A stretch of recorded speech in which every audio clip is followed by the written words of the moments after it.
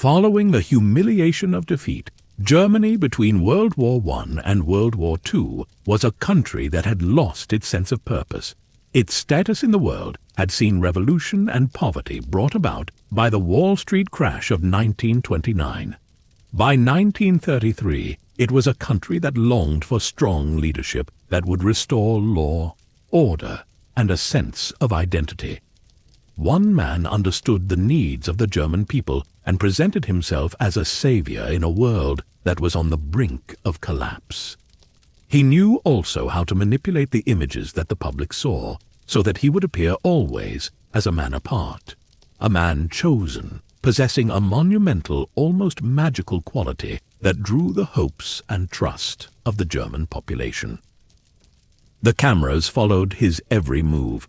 He fed the popular desire for an invincible symbol of national pride in a way no politician had ever been able to. His rise from a rabble-rouser on the streets of Bavaria to the pinnacle of power in Berlin and the conquest of most of Western Europe is one of the most extraordinary and savage stories of our time. Millions of Germans saw in him the Messiah he felt himself to be, and they followed him at first blindly and then, under increasing duress, into destruction, unable to comprehend that they were simply numbers in his distorted vision of the world, dispensable to a man incapable of forming fulfilling personal relationships. One of the most fascinating questions in the history of the 20th century is how Adolf Hitler came to create a regime that would hold the world in a grip of terror, the likes of which had never been seen before. At the time of Adolf Hitler's birth, his mother was staying in an inn, the Gasthof zum Pommes, at Braunau am Inn in Austria. He was born at 6:30 in the evening of the 20th of April 1889, the fourth of 6 children of Alois and Clara Hitler. Alois had been an illegitimate child and had taken his mother's name Schicklgruber for the first 39 years of his life. In 1886, he adopted the surname of his stepfather Johann Georg Hitler. Clara was his third wife, and only 2 of the children, Adolf and Paula, survived the difficult early years and lived into adulthood. There was strong affection between them, as she reported later, and bickering. Adolf's father was financially comfortable as he worked for the Imperial Customs Service as a government official. He was devoted to duty, pompous, proud of his status, and strict with himself and others. Adolf was frequently beaten by him. "I never loved my father," Hitler said later in life, adding unsurprisingly that he was afraid of him and his terrible temper, recalling that he counted silently the blows of the stick and resolved never to cry again when being whipped. It is easy to find in the boy the man who would demand unflinching obedience from his new super race. He was not a good student, and despite his father wanting his son to follow his career path as a customs official, Adolf was more interested in art. He was considered lazy except when reading and when talking about his war books. Then his enthusiasm was plain to see. The relationship with his mother was entirely different. She was a kind and devout Roman Catholic who adored and supported her son as he also adored her. In 1903, his father died of a lung hemorrhage.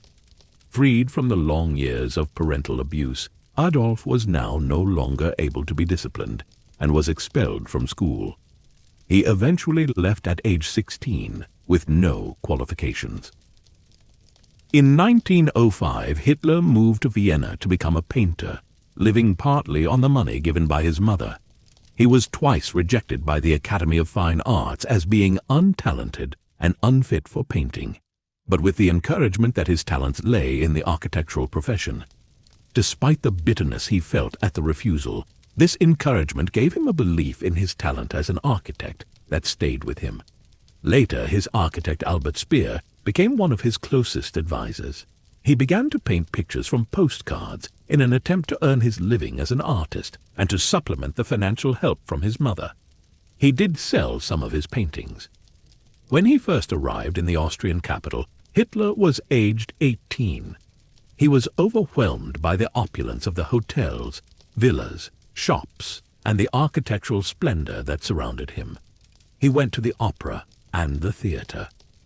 Clara Hitler was diagnosed with breast cancer at the age of 47, and Adolf stayed by her side during the final stages of the illness. The family doctor said he had never seen a closer attachment by his son, adding that Adolf Hitler was the saddest man he had ever seen. Clara died just before Christmas 1907. Following the death of his mother, Hitler returned to Vienna, but he was excluded from the life of the city.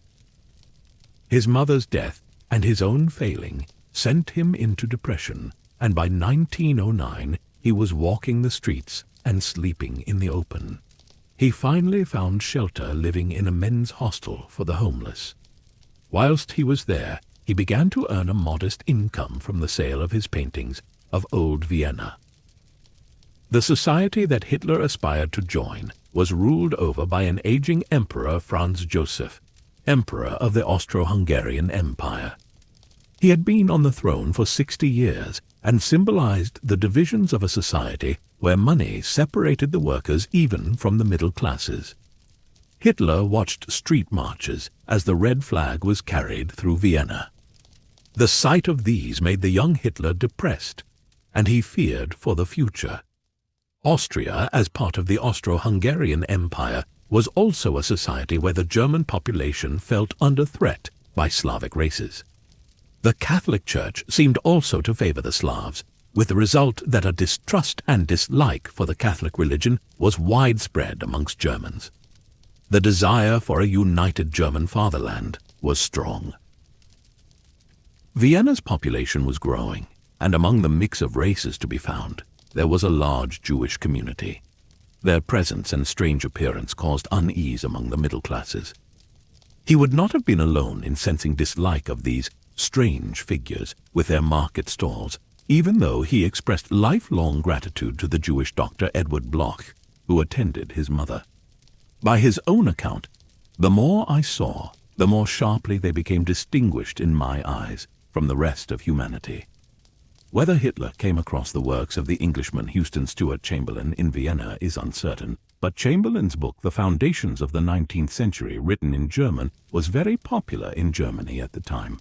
Chamberlain maintained that the German race should be dominant in the world, arguing that the Germans were the most highly gifted of the Aryan group and were therefore lords of the world. He pointed out racial differences of the Jews and warned that racial mixing would mean moral and physical degeneration and the end of Aryan world power. Chamberlain had a particular influence on Alfred Rosenberg, the Nazis' philosopher. Hitler and Goebbels expressed the desire for a cult of race, blood, and battle once the final victory had been achieved. Sensing himself an outcast, Hitler was still in the hostel when in 1913 he inherited the remaining money from his father's estate and moved to Munich in time to avoid conscription for the imminent First World War. His fierce interest in all things German meant that he did not want to fight for Austria. To many people, the Jews represented the grasping capitalism that brought about poverty and the unfairness of democracy. A war to re-establish the world order seemed desirable. When Archduke Franz Ferdinand was assassinated in Sarajevo on the 28th of June 1914, the war everyone wanted was just months away. The Germans mobilized on the 30th of July. Hitler was eagerly ready to fight when World War I hostilities broke out in August. He volunteered to join a Bavarian regiment, the 16th Infantry Reserve Regiment, recording later that he had been gripped with stormy enthusiasm and had fallen to his knees with an overflowing heart to thank God for being permitted to live at the time.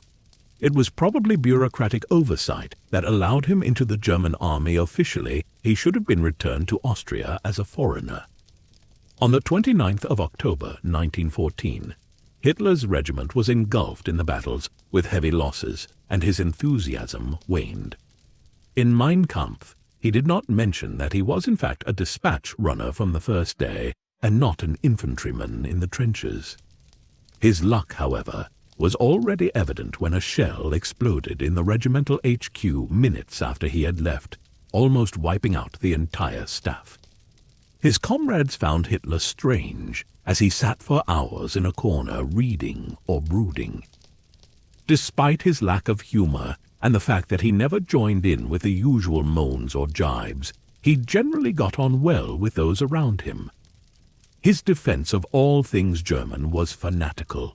He would come to passionate life when talking of a new Germany. His comrades were drawn in as he persuasively described his vision of an Austria reunited with a fatherland in which foreigners and democracy had been removed. Most of his listeners were in agreement. In the 36 battles that he would take part in, he earned a reputation for great personal courage. A senior officer described him as an exceptionally brave, effective, and conscientious soldier. He was promoted to Lance Corporal in November 1914, although he was never to progress further because he was not considered leadership material by his superior officers. He did receive the Iron Cross Second Class that year for rescuing his deputy commanding officer under fire. In late 1916, a shell exploded near the runner's dugout, injuring him in the thigh. The others beside him were also wounded or killed. He spent 2 months in hospital near Berlin. On a visit to Munich, he was shocked. Morale was low, and he wrote later that every clerk seemed to be a Jew. In 1918, he received the Iron Cross First Class, an award seldom given to a corporal. It was probably not awarded for capturing 15 French soldiers single-handedly, as he later claimed, but for bravery and delivering important dispatches. During the night of the 13th of October 1918, a mustard gas attack near Ypres partially blinded him, and his war was over. During his recovery in northeast Germany, he learned of capitulation at the front in France and revolution on the German streets. Workers in Berlin had been on strike to protest the continuing war and against democratic institutions. For him, ending the war was the greatest villainy of the century. Did all this happen so that a bunch of wretched criminals could lay hands on the fatherland? He wrote. Indignation and disgrace burned his brow. Hatred grew in him for those responsible for this deed, in his eyes the politicians of the democratic Weimar Republic, socialists and communists, and Jews, who were, he believed, responsible for Germany's defeat. Hitler, along with many others, felt Germany had been stabbed in the back. The legend of the Dolchstoss was born. Socialists and Bolsheviks agitating for strikes, and especially Jews, were held responsible for the German defeat. Hitler wrote, "My own fate became known to me, and I decided to go into politics." He had decided that he was the only one able to save Germany. After the war, chaos came to the streets of Germany. Hitler was stunned by what was taking place. Anti-war sentiment and revolution had gripped Germany. The democratically elected Chancellor Philipp Scheidemann refused to sign the Treaty of Versailles and resigned. The signing of the treaty finally took place under the chancellorship of Gustav Bauer on the 28th of June 1919. When the Kaiser abdicated on the 9th of November 1918 and fled to Holland, a power vacuum arose, and there was mutiny, fighting in the streets. The unrest was fanned by the Versailles Treaty and the reparations demanded by the Allies that kept Germany financially weak. In Bavaria, the revolutionary fever was at its greatest, with revolutionaries thinking themselves on the edge of a new world order. Paramilitary gangs set up by former army officers and made up of demobbed soldiers, angered at the sudden defeat in the war, were sent to quell communist unrest, break up workers' councils, and put down risings by communists. The army had taught them that obedience and martial law were the way to ensure stability, and they intended to impose that attitude onto peacetime Germany. Now an obscure extreme right-wing party, the German Workers' Party, accused the foreign minister of being part of a Jewish communist conspiracy, and he was assassinated by ultranationalist officers. Friedrich Ebert, a social democrat, took over as chancellor supported by the army and the Freikorps, which crushed the burgeoning revolution and brought order back to the country. This was an uneasy grip on power, and few people felt loyal to the government. Hitler was 30 when he returned to Munich. The future as a civilian frightened him, and he was open to the influence of the unrest and uncertainty of the post-war era. He managed to stay in the army, only being demobbed on the 31st of March 1920, and he supported the ideals of the Freikorps groupings. Before long, he had been chosen by his army superiors to be a political instructor and was sent to be trained by the Education and Propaganda Department. His ability to make effective public speeches quickly became apparent, and mindful of this talent, he was sent by the Reichswehr, the German army, to observe and infiltrate the meetings of revolutionary groups. On one of his undercover missions in September 1919, he was sent to listen to an extreme right-wing nationalist group that met in one of the Munich beer halls. This was the same German Workers' Party that had agitated against Walter. Far from decrying them, he agreed with their anti-Semitic nationalist sentiments. Hitler had found his ideological home.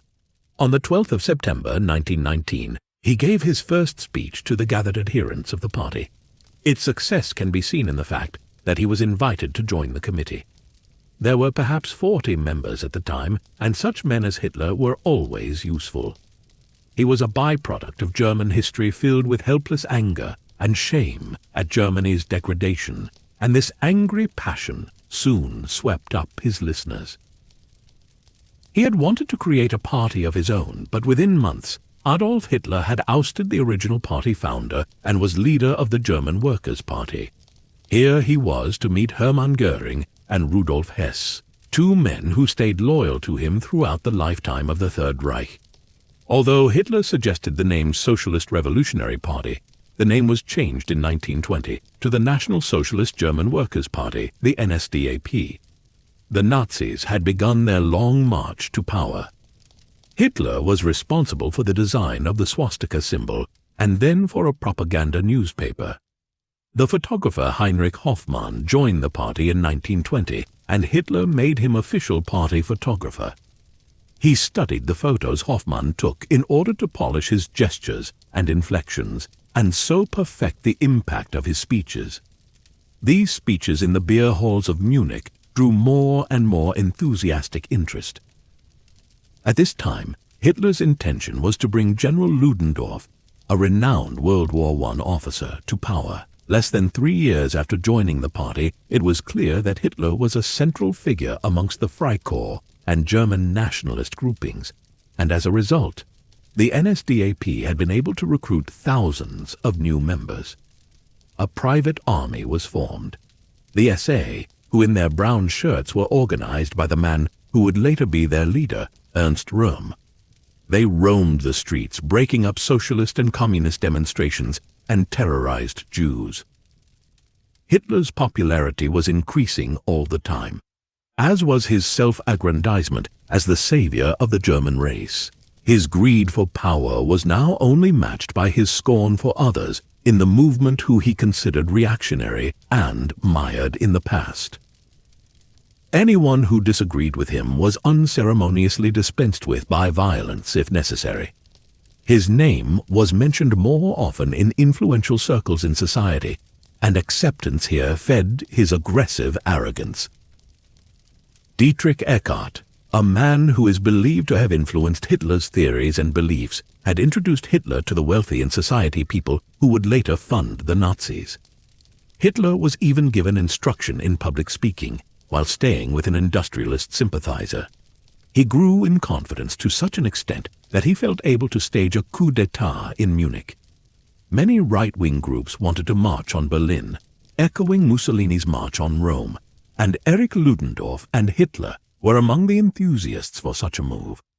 They had the agreement of Gustav von Kahr, the right-wing head of the Bavarian state government, General Lossow, and Colonel Scheisser, who were also part of the government. On the 9th of November 1923, together with some 600 members of the SA and accompanied by Rudolf Hess, Hermann Göring, and Alfred Rosenberg, Hitler burst into the Bürgerbrau Beer Hall in Munich, where Gustav von Kahr, the Bavarian state commissioner, was giving a speech. A machine gun was set up, and a proclamation was issued stating that Hitler, together with General Ludendorff, General von Kahr, and Colonel Scheisser, had formed a provisional national government. It was all wildly premature. Jumping onto a table, Hitler fired into the ceiling. Von Kahr had originally supported a coup attempt, but now he withdrew his support. Ludendorff gave a speech to calm the people in the hall who were being prevented from leaving. Hitler and Hess had von Kahr and the others taken into a side room and demanded they support the coup or be executed. Von Kahr refused to be intimidated. Hitler had him arrested together with von Lossow and Seisser. Ludendorff then released his captives, who lost no time in arranging to put down the coup attempt. The next day, with the government gathering its forces, fighting broke out. Hitler asked for help from the Crown Prince for the operation in Bavaria as a mediator and ordered the arrest of the Bavarian City Council as hostages. He later said he thought Ludendorff to be insane. Hitler realized that the putsch was failing. He had no answer to the problem. It was Ludendorff who shouted out, "We are going to march!" Some 2,000 of Hitler's men marched along the streets with no particular aim until Ludendorff once again took charge and led them to the Bavarian Defense Ministry. At the Odeonsplatz, in front of the Feldherrnhalle, they met 100 soldiers blocking their way. Then the firing broke out. Max Erwin von Scheubner-Richter, who had made the detailed plans for the coup and had linked arms with Hitler, was shot in the lungs and died instantly. Panicked by the bullet and the death of Richter, Hitler fled. Ludendorff continued to walk into the fire and lived to be put on trial, though he was never to want anything to do with Hitler again, considering him a coward for running away. Both Goering and Hitler were injured, but Goering was able to escape while Hitler was arrested. Goering suffered bullet wounds to his leg and became increasingly dependent on morphine for the rest of his life. In prison, Hitler became so severely depressed that his friends had to try and persuade him not to commit suicide. He was tried for treason, and he decided to use the opportunity to speak to the world outside the courtroom. He would stand up for his beliefs and for himself as savior of the fatherland. He would do what he was to become famous for: attack. In terms of his future as a politician, his scheme worked better than he could have hoped. Reported in the newspapers, he was acclaimed and lauded, and Ludendorff was subsequently ousted from leadership of the party. This episode in his later life served wonderfully in maintaining the myth of his past, and each year a victory parade was held and a wreath laid in honor of the 16 men who had died during the abortive coup. The 5-year prison sentence handed down by a judge sympathetic to his cause proved to be a lame facade. He was given comfortable rooms, good food, and allowed to wear his own clothes. In Landsberg jail, he had the time to forge his plans for the future, and he wrote them out in a book. Mein Kampf, my struggle dictated to his deputy in the party and fellow inmate, Rudolf Hess. Mein Kampf sets out Hitler's ideology of anti-Semitism, belief in the master race, and the idea that some men are destined to be rulers and others to be ruled, together with his belief in Lebensraum space in the east of Europe, and especially Russia, and of course, the necessity to overthrow the Treaty of Versailles. Hess had introduced Hitler to the political geography theories of Karl Haushofer, having been his scientific assistant. Haushofer promoted the ideas of German expansion, Lebensraum, not by claiming colonies outside of Europe, but by claiming land in the East, where he said German destiny lay. Hitler came across eugenics, the theory of improving the human race by selective breeding, and the final important cornerstone of Nazi ideology was in place. The failed putsch had changed his mind on violent revolutionary change.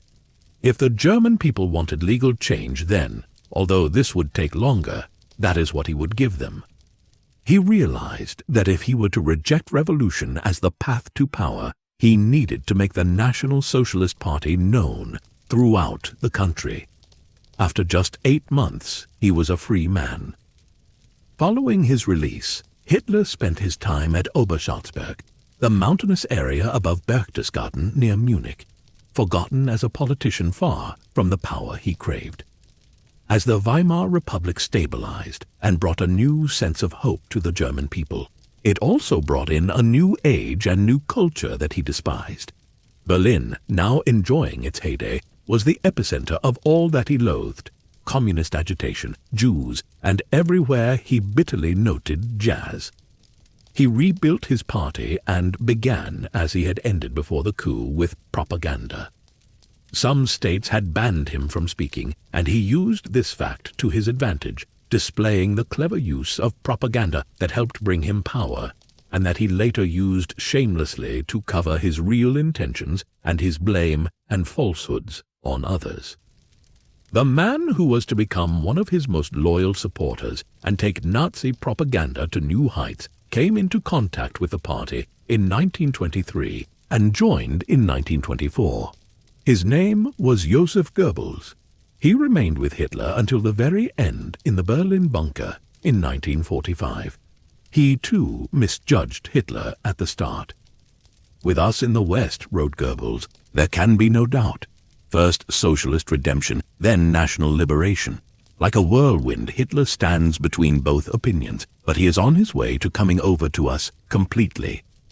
Goebbels was appalled and disillusioned that Hitler saw socialism as a Jewish creation, maintaining that the Jews were the real problem, not the capitalists. But in a show of his abilities to persuade, Goebbels won him over completely. In a private conversation he found a sparkling mind that he could follow, a political genius who had thought through everything. "Hitler was both simple and great at the same time," he wrote, "and he who forsakes the Führer will wither away." Hitler sought to grope his way to power more quietly and avoid violent confrontations with the state, so he presented himself as a law-abiding member of society, clothed in sober dark suits, a man who cared for the future of the country and therefore its children. His aim was now to persuade rather than force, and, as he began his work on the Germans, he began his work on himself. His appearances were not yet as smooth as they were to become later, nor did he yet possess the authority he wished for.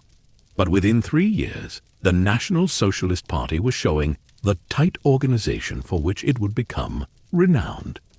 More and more local groups were formed, and, with an eye to the future, it was the youngsters that came in for his particular attention. Excitement, friendship, status within a strong group paired with discipline, and a life outside the restrictions within the family all appealed to German boys. Some 2/3 of the Sturmabteilung were under 30 years old. Even those not connected to Hitler's minority party found it hard not to be impressed by the rigorous organization and determination of the National Socialists. President Ebert had died in 1925, and the conservative First World War hero Paul von Hindenburg succeeded him. He would later allow Hitler into power, and was not the first, nor would he be the last, to believe that Corporal Hitler could be controlled by those who knew what government was about. In 1929, America came to Hitler's aid. The Wall Street crash plunged Germany into deep recession. This was where the National Socialists scored points. They did not spend all their time haranguing those in power. They cleverly offered a sense of identity, of community and optimism. They organized self-help programs, work pools, and soup kitchens. Their reasoning and solutions seemed more and more acceptable to Germans struggling to survive.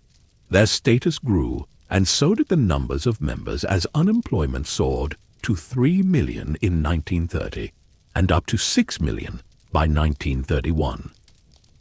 Hitler knew that he could turn events to his favor. He publicly expressed concern for hardship whilst trying to keep the situation unstable through his agents.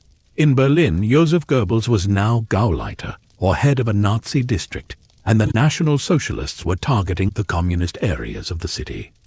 Riots and fighting were almost continuous, with injuries and fatalities every week. The Weimar Republic fought back, but with war reparations still being demanded by the Allies, its authority and ability to control the situation was weakening rapidly. When Gustav Stresemann died in 1929, there was no longer anyone strong enough to withstand the pressure. Hitler and his party were seen by German industrialists as a means to counteract the threat of communism. Someone needed to turn the masses against the socialist movements, and for the factory owners, Hitler was the man for the job. Money was given in support so that the agitation and threatening demonstrations of strength by the SA could continue. Hitler's popularity increased, his self-aggrandizement grew, and ultimately those who thought they could control him miscalculated grievously. On the 30th of January 1933, Hitler became Chancellor of Germany. His supporters celebrated on the streets. Germany felt that change was coming. From this point, his consolidation of power accelerated. The crushing of opposition parties, the Reichstag fire and the Reichstag fire decree, the intimidation of voters, the passage of the Enabling Act that authorized the cabinet to enact laws without Reichstag approval, the suppression of unions, and the purging of rivals. The first concentration camps were erected in spring 1933. The Jews were gradually stripped of rights, boycotts, professional bans, and in time the burning of books and the looting of businesses signaled a society sliding into barbarism. Hitler proclaimed himself Führer and Reich Chancellor, merged the offices of President and Chancellor following Hindenburg's death, and demanded an oath of allegiance from the army. The SS and the Gestapo grew into instruments of terror under Heinrich Himmler. Joseph Goebbels perfected the machinery of propaganda. Leni Riefenstahl and others portrayed Hitler as godlike. The Nazi state remade German life its public works, its Autobahn, its youth schools, and Lebensborn policies, while preparing the nation for war and racial annihilation. As Hitler consolidated power, he moved from public performance to the radical implementation of his worldview, eugenics, sterilization programs, and the early steps toward the systematic murder that would culminate in the final solution. The invasion of neighboring lands, the rearmament in breach of Versailles, the remilitarization of the Rhineland, and the annexation of Austria showed his calculated brinkmanship. Appeasement from Britain and France at Munich only encouraged him. The Sudetenland was occupied, and Czechoslovakia followed. Europe's democracies mistook his words for finality, while he planned the next steps. When war came, Hitler's strategic instincts combined with ruthless ideology. The rapid victories of 1939-1941 emboldened him, but his arrogance, interference in military operations, and ideological aims proved fatal. Operation Barbarossa opened a war of annihilation in the East.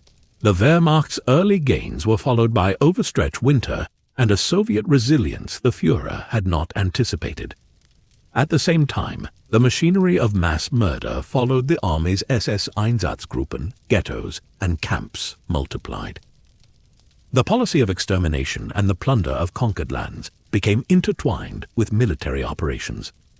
By late 1942, at Stalingrad and elsewhere, Hitler's fortunes began to reverse. The loss of the Sixth Army and the shifting tides of the Eastern Front marked a turning point. As the Allies gained ground in North Africa, Sicily, Italy, and on the Western Front in 1944, the cracks in Hitler's control widened. His refusal to listen to professional military advice, his insistence on standing fast, and his growing dependency on drugs and sycophants accelerated his mental decline. Attempts were made to remove him. Plots and conspiracies formed in the Wehrmacht and among civilians. The 20th of July 1944 bomb plot, led by Klaus von Stauffenberg, failed. The reprisals were brutal. The regime's grip tightened, and Hitler retreated further into an isolated world with an inner circle that shielded him from the truth, even as Germany crumbled. As the Red Army closed in and Allied forces advanced from the west, Hitler's vision of a 1,000-year Reich lay in ruins. Yet even in those final months, his propaganda machine sought to maintain the illusion. Rallies, pageantry, and the cult of personality were designed to keep the nation aligned to a catastrophic course. The reality of the camps, the industrialized murder, the suffering across Europe. These were the monstrous consequences of a man who leveraged grievance, spectacle, and systematic organization to devastating effect. Hitler's power was now absolute. The nation that once viewed him as a savior was learning too late that he was also its destroyer. In every corner of Germany, fear became the law. People spoke softly, watched their neighbors, and avoided eye contact with the men in brown and black uniforms who now walked the streets with an air of authority that demanded obedience. The transformation of Germany was both terrifying and mesmerizing. Massive rallies in Nuremberg filled with torchlight, banners, and the rhythmic chants of the crowd created the illusion of unity. The spectacle had a hypnotic pull. Each event was crafted to make the ordinary German feel part of something eternal, something divine. The Führer had turned politics into a kind of theater, a stage upon which the fate of millions would soon be played.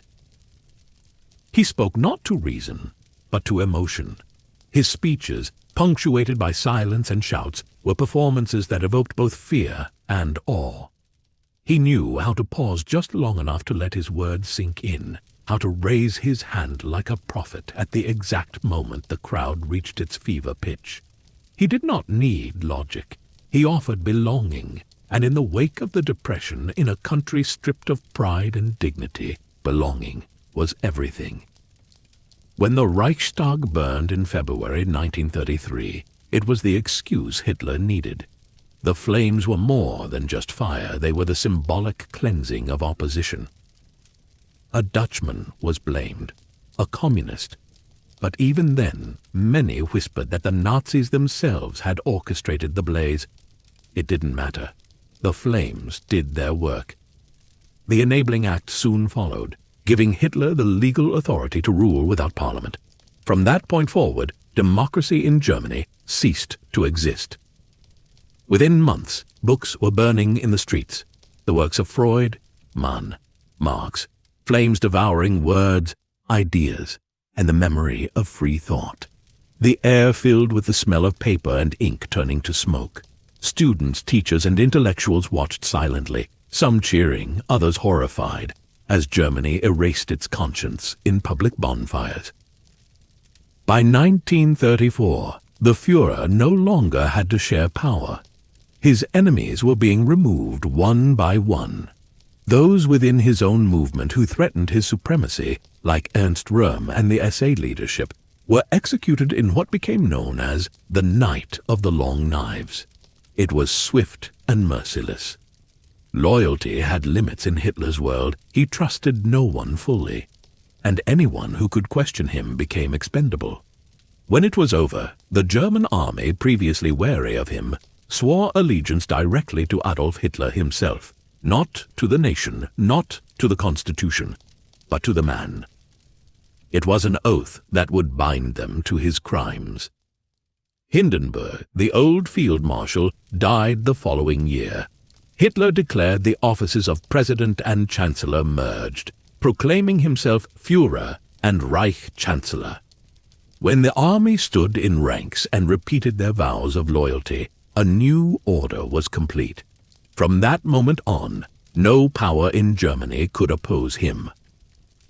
He moved quickly to shape the minds of the next generation. The Hitler Youth and the League of German Girls became mandatory. Children learned that to question the Führer was to betray the nation. They sang songs of blood and soil, learned to march, to shout, to obey.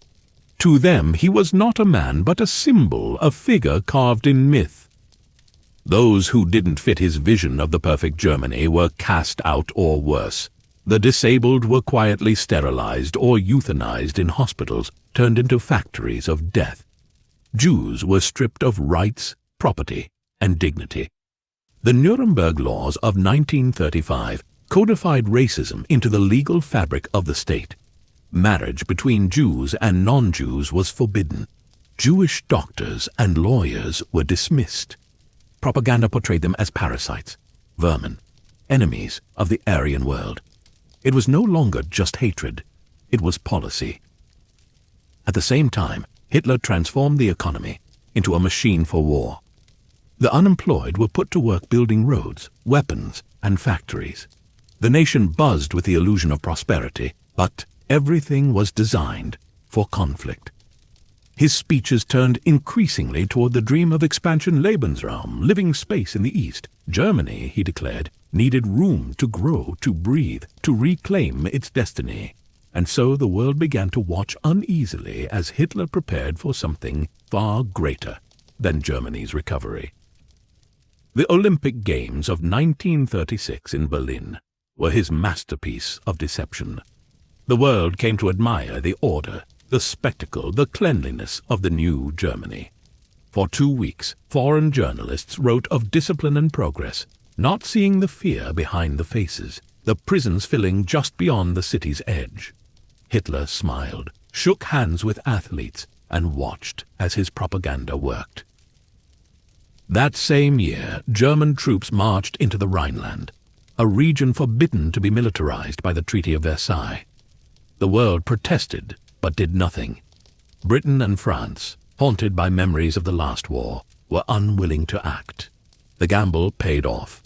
Hitler learned that the world's outrage would not translate into resistance. In 1938, Austria fell without a shot fired. Crowds lined the streets of Vienna, throwing flowers at German troops. For Hitler, the Anschluss was not just a military victory, but a personal one. The boy, who had once slept on the streets of Vienna, had now returned as a conqueror.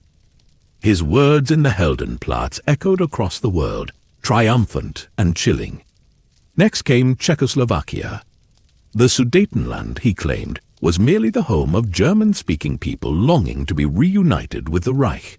In Munich, the leaders of Britain, France, and Italy met with Hitler. They came seeking peace. He came demanding land. Chamberlain, desperate to avoid war, gave in. "Peace for our time," he declared upon his return to London, holding up the agreement like a shield. But peace had already been traded for illusion. By March 1939, German troops occupied the rest of Czechoslovakia. It was the first time Hitler seized land that was not justified by the language of unification. The mask slipped. The world began to understand, though too late, that he wanted everything. The following summer, the pact with Stalin was signed, a non-aggression agreement that stunned Europe. Hitler despised Bolshevism, yet here he was shaking hands with its leader. But the pact was not peace, it was strategy. Each man saw in the other a temporary convenience. In secret, they divided Poland between them. At dawn on September 1st, 1939, German forces crossed the Polish border. The sky filled with Stukas, the ground shook with tanks, and Europe woke to war once more. The Blitzkrieg lightning war was born. Towns were flattened before their citizens could even flee. Refugees streamed along the roads as the Wehrmacht rolled forward with machine-like precision.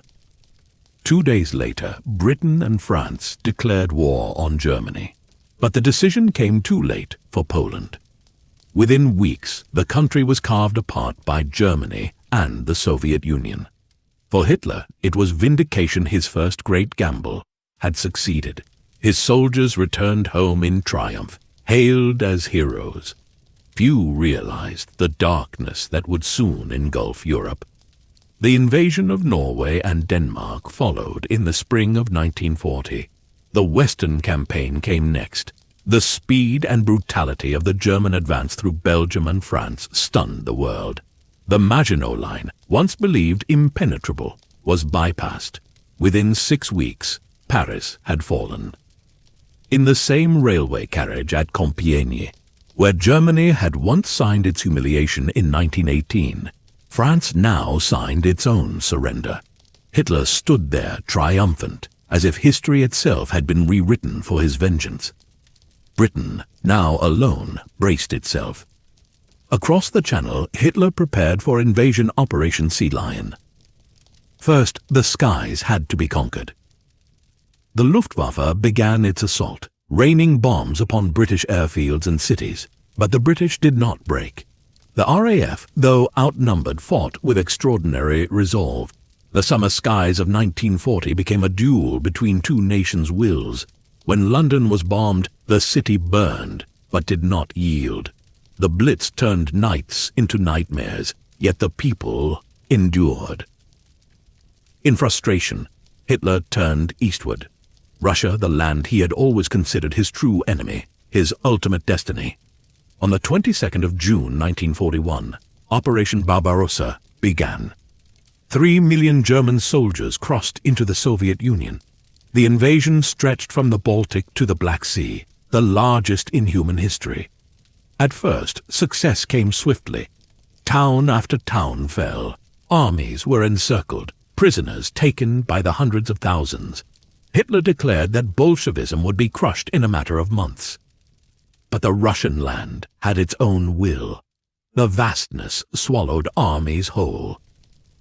The heat turned to autumn mud, and then came the colder cold no German uniform could resist. Tanks froze in place, oil turned to ice, weapons jammed, and men died in the snow by the thousands. Still, Hitler refused to retreat. Not one step back, he ordered. It was during this campaign that the full machinery of genocide began its work. Behind the front lines, the Einsatzgruppen special SS units followed the army, rounding up Jews, communists, and anyone deemed undesirable. Entire villages were wiped out. The bullets gave way to gas.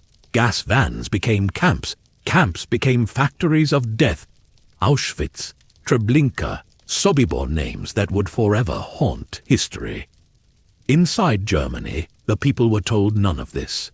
The newspapers spoke of victories, of new territories, of destiny fulfilled. But the victories were slowing, and the dead were mounting.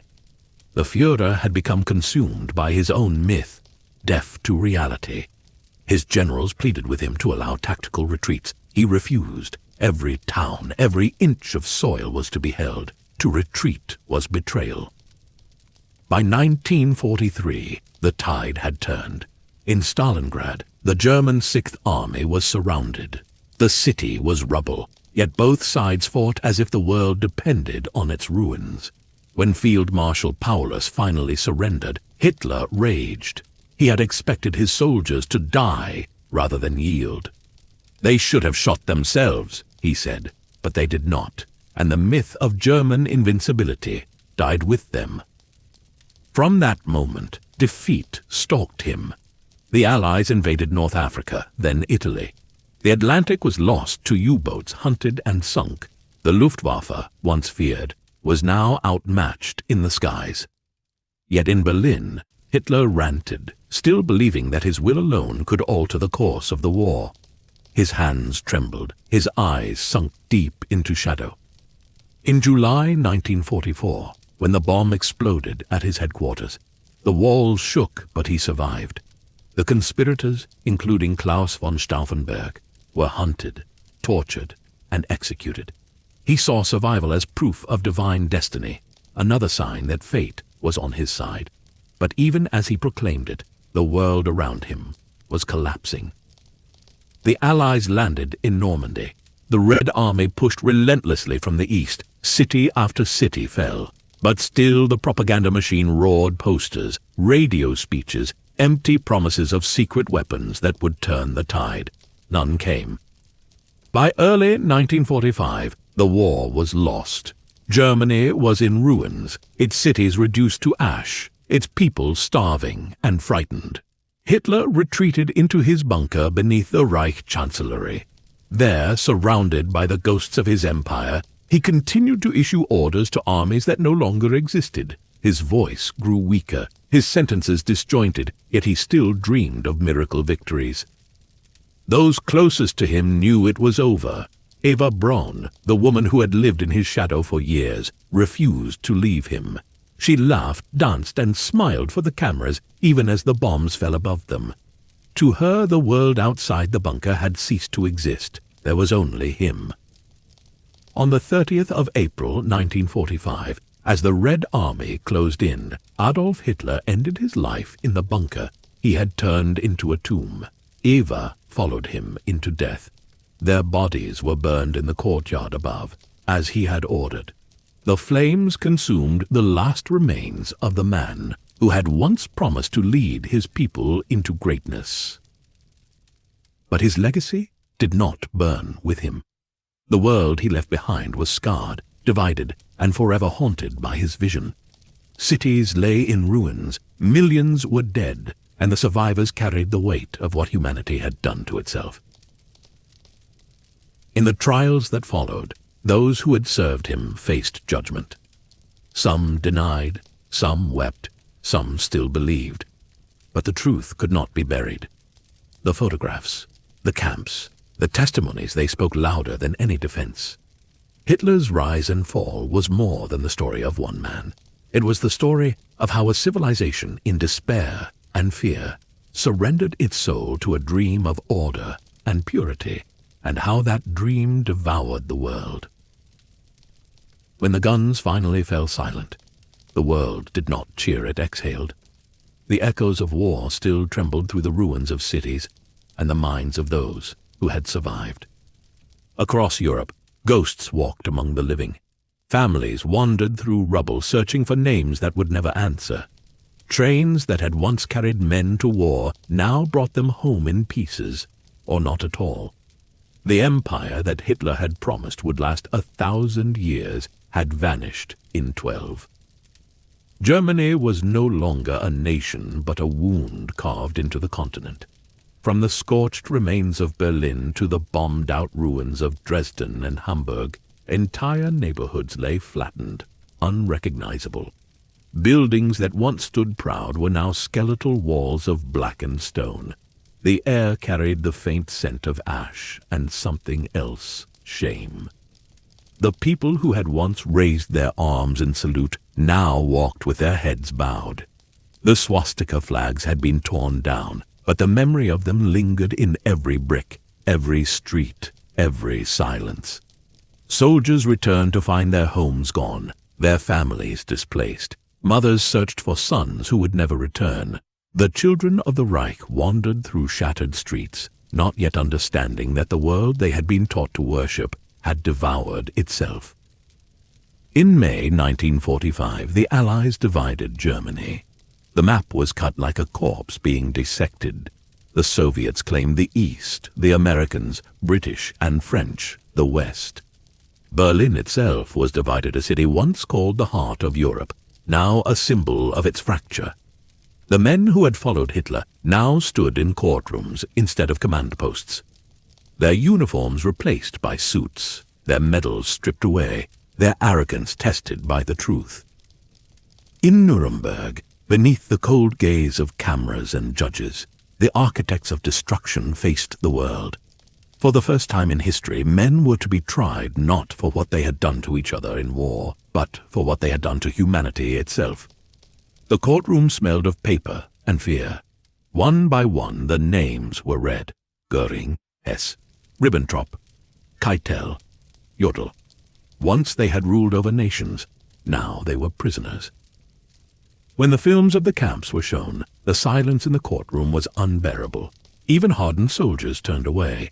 The images flickered in black and white bodies stacked like cordwood, children's shoes in piles, faces frozen in terror and starvation. There were no words that could describe it, no defense that could excuse it, yet some still tried. "We only followed orders," they said. "We did what was necessary for our country." But the world had heard enough of obedience. The verdicts came. Some were hanged, others imprisoned. A few took their own lives before judgment could reach them. Göring, the once flamboyant commander of the Luftwaffe, swallowed poison in his cell. Himmler, the cold architect of the SS, did the same. Hess spent the rest of his days locked away, muttering to himself, still convinced of his righteousness. As the trials ended, Germany tried to forget. The rubble was cleared, the factories rebuilt, and the people began to speak of moving forward. Yet in the quiet hours of the night, when the streets were empty and the wind blew through the ruins of forgotten bunkers, the past whispered.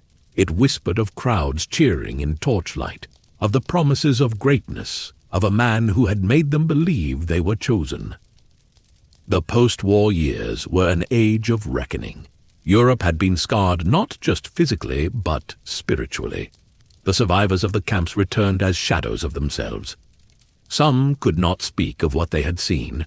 Others spoke, but no one wanted to hear.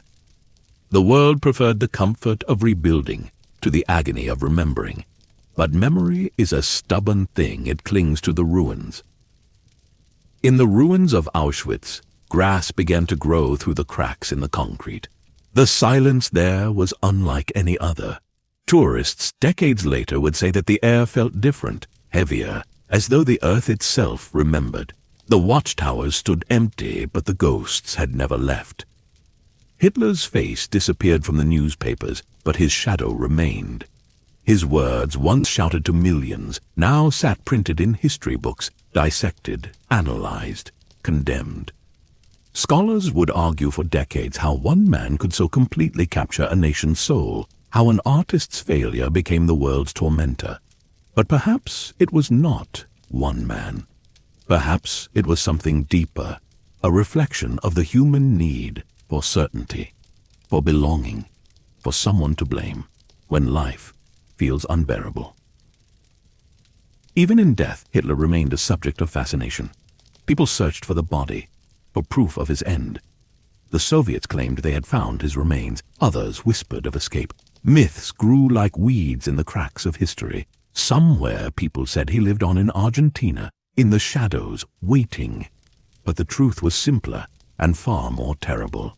His body had burned, but his ideas had not.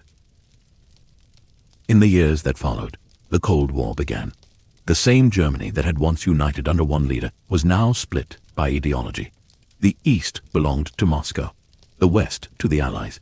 In Berlin, a wall would one day rise not of rubble but of fear, dividing not only a city but the world.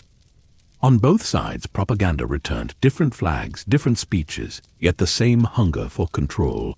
Humanity had learned how to rebuild, but not how to heal. The people who had known Hitler spoke of him rarely. Some described a man who could charm a room, who remembered small details, who smiled and joked in private. Others saw the cold void behind his eyes. One former aide said it best. When you spoke to him, it felt as though he was not really there, only an idea of himself. The charm had always been a mask, the magnetism a weapon. There are photographs from those last years, Hitler sitting alone in his mountain retreat, staring at the clouds over Berchtesgaden. His eyes are far away, not watching the sky, but something else, something only he could see. Perhaps he was imagining the empire he believed he had built. Perhaps he was already speaking to ghosts. In the bunker, during those final days, the people closest to him described a man who alternated between frenzy and silence. He would rage at maps that no longer mattered, screaming at generals to move divisions that no longer existed. Then, just as suddenly, he would grow quiet, lost in thought. "The German people do not deserve me," he said once. "They are weak." The man who had demanded their devotion now condemned them for failing to die in his name. When the end came, it was not heroic, not grand, it was small. The man who had made the world tremble could not even face it standing. As the Russian artillery shook the city above, he retreated into death as if trying to vanish completely. His empire, his armies, his dreams all reduced to a single echo in a concrete room beneath a burning city. Yet history does not end with a gunshot. It lingers. In the years after, people tried to understand how ordinary men and women could have followed him. The answer was never simple. They had been desperate, humiliated by the losses of the last war, crushed by economic despair. He had offered them pride, purpose, and enemies to blame. He had spoken not to their minds, but to their wounds. And in doing so, he made them forget what it meant to be human. Every generation since has asked the same question. Could it happen again? The unsettling answer is that it already has, in different names, in different uniforms, wherever fear and anger find a voice that promises salvation. Hitler was not a monster born from nothing. He was human, And that is the most terrifying truth of all. For those who study his life, the story remains a warning written in fire. It is not just the story of Germany. It is the story of how belief can be twisted, how obedience can become worship, and how one man's dream can drown the world. His death did not end his influence, it merely changed its form. He lives on in every dictator who learns from his manipulation, in every lie that disguises itself as patriotism, in every crowd that cheers too loudly for certainty. And yet amid the ashes, there were lessons. Out of the ruins of Europe, a new world order emerged, the United Nations, the Declaration of Human Rights, the trials that defined crimes against humanity. Out of unimaginable darkness came the realization that the human conscience, though fragile, could still rebuild. But even as decades passed, the fascination never died. Psychologists dissected his mind. Historians pored over his speeches and writings. Some sought the roots of his hatred in his childhood, others in his failures. Yet the truth may be simpler. Power became his religion, and belief became his drug. He was a man who replaced love with domination, creation with destruction, and when the world gave him applause, he mistook it for destiny. Today, his name is synonymous with evil. But evil, as history shows, rarely begins with fire. It begins quietly, in words, in ideas, in promises of greatness. Hitler did not seize Germany by force at first. He persuaded it. And persuasion, once it takes root, can move mountains more easily than armies. In every society, there is a moment when people must decide whether to question or to follow. Germany had that moment. It chose to follow. And in doing so, it followed not just a man, but the darkness within itself. In the decades after the war, as Germany rebuilt, the question of guilt hung heavy. Was it only the leaders, or the people too? Could a nation be forgiven? Could it forgive itself? In classrooms and memorials, the lessons were retaught again and again, not to forget, not to repeat. But memory fades, and history has a way of returning in disguise. The ruins of the Third Reich became tourist sites, museums, reminders. The bunker where Hitler died was sealed, the Berghof demolished. The world wanted to erase the physical traces, as if by doing so it could erase the memory. Yet the fascination remained. Scholars, filmmakers, writers, they all returned to him again and again, as if the world could not stop asking why. Perhaps that is the final cruelty of his legacy. Even in death he commands attention. His image, once meant to inspire fear, now lingers as a warning. Every photograph, every speech, every film reel is a mirror reflecting not just who he was, but what people allowed him to be. In the end, Hitler's story is not only about war or power. It is about belief turned into blindness, passion turned into poison. He began as one man shouting in a beer hall and ended as a god in ruins, surrounded by fire. His life was a lesson written in blood, that when people trade their humanity for certainty, the result is always the same. The world rebuilt from the ashes. Nations swore never again, but history, like memory, is fragile.